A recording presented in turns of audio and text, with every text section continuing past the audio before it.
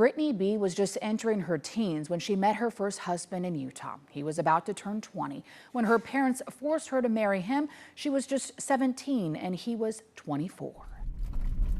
And he drove me 10 minutes away from my childhood home and raped me in the back of this car and said, "You belong to me now, legally." No one tried to stop it.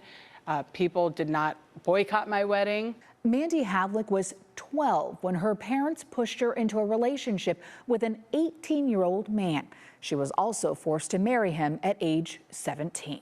We're not saying that when you're 18, you're going to wake up with newfound wisdom to pick a life partner. But what you do wake up with is that legal status. You have agency. You have rights. Brady Reese, founder of the nonprofit Unchained at Last, is leading the fight to ban child marriage in California and throughout the U.S. Having sex with someone under 18 is a crime in California unless the perpetrator first marries the child. Currently, there are only 16 states that have outright bans on marriage under 18. 30 states allow marriage under 18 with exceptions, and only 4 states, including California, have no age restriction in place. Nationwide, nearly 80% of child marriages are between adult men and underage girls, some as young as 10 years old.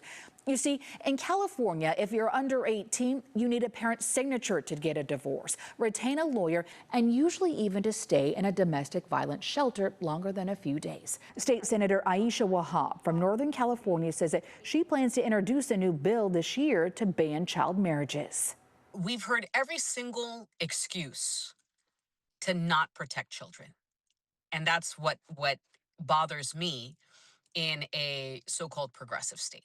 Since 2018, multiple bills to set the minimum age at 18, no exceptions, were watered down or failed amid opposition from California affiliates of Planned Parenthood and the ACLU. They argued a ban could drive more young people in abusive relationships underground. One child, forced to marry at all is too many. That is not free will. That is not them, falling in love and choosing marriage as a way to express that love. That is a child being forced into a position where they have no choice. Children cannot make that choice. They just can't.